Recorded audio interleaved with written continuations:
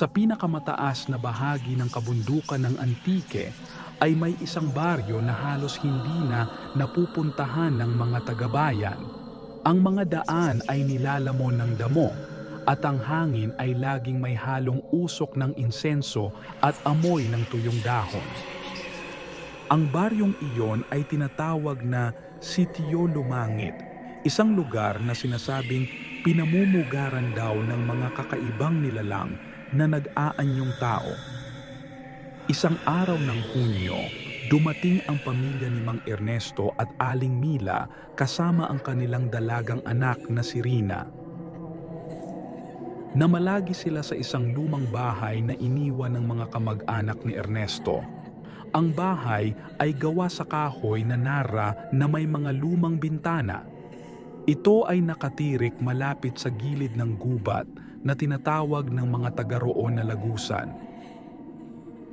Paglapit pa lang nila ay nagbabala na si Aling Daria, ang pinakamatanda sa sitio. Anak, pag sumapit ang dilim, ay isara ninyo ang lahat ng bintana. Huwag kayong lalabas kapag malakas at malamig ang hangin, dahil andyan lang sila sa paligid at nagmamasid. Ngumiti lang si Rina. Hindi po ako natatakot, Nay Daria, anya. Baka naman kwento lang ho yan ninyong matatanda. Ngunit sa gabing iyon, nang tumila ang ulan, nakarinig si Rina ng banayad na pagtawag mula sa labas ng bahay. Isang boses na malamig, ngunit maganda. Rina! Rina! Nais niyang sumilip, ngunit pinigilan siya ng kanyang ina. Huwag kang titingin, baka hindi tao yan. Pagmamadaling sambit ni Aling Mila. Kinabukasan ay pumunta si Rina sa ilog upang maglaba. Sa mabatong bahagi nito ay may nakatayong isang lalaking maputi, nakabarong at nakayapak. Ang mga mata nito ay kaakit-akit na parang nangungusap. Magandang araw, sabi ng lalaki. Ako si Elias. Matagal na kitang hinihintay. Ngumiti si Rina. Nagtatakang tila kilala siya ng lalaki. Gayong ngayon pa lang sila nagkita. Magandang araw din, nakangiting sagot niya. Parang hindi pamilyar ang mukha mo. Taga dun ka rin ba sa sitio? Hindi na sumagot ang lalaki. Bagkus ay ngumiti lang ito at umalis. Pagkaraan ng ilang araw habang siya'y naglalabas sa ilog, ay nagpakitang muli ang lalaki. Nagtataka si Rina na kada punta niya ng ilog ay naroon ito na para bang sinusundan siya nito.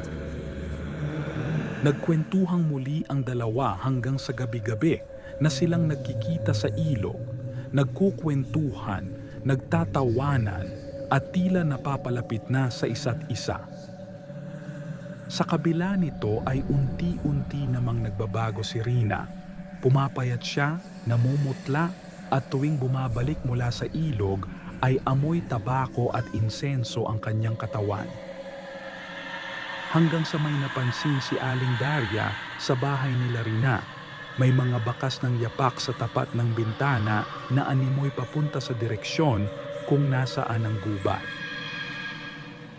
Dali-dali itong kumuha ng lubid at inilagay sa paligid ng bahay nila Rina. Pinataka niya ito ng langis na kanyang dinasalan, nagsaboy ng asin at nag-orasyon.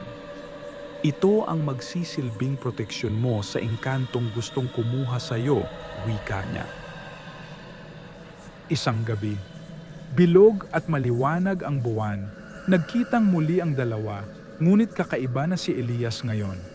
Ang mga mata niya ay nanlilisik at ang tinig niya ay malalim na parang nanggagaling sa ilalim ng lupa. Rina, sumama ka sa akin. Dito sa mundong ito ay hindi ka na magugutom at hindi ka tatanda. Ako ang mag-iingat sa iyo. Hindi ko pwedeng iwan ang mga magulang ko, sagot ni Rina habang nanginginig. Ngumiti si Elias, ngunit ang ngiting iyon ang naghudyat ng kanyang unti-unting pagbabagong anyo. Humaba ang mga kuko niya at ang balat sa kanyang kamay ay nagiging kulay abo. Hindi mo na sila maalala kapag nakuha na kita. Napaatras si Rina. Tumakbo siya pauwi habang ang mga aso ng sityo ay naguunahan sa tahol. Pagpasok niya sa bahay, binuksan ni Aling Mila ang mga kandila at sinabuyan ng asin ang pintuan. At nang tingnan nila ang labas ng bintana ay may mga mata na nanlilisik sa dilim.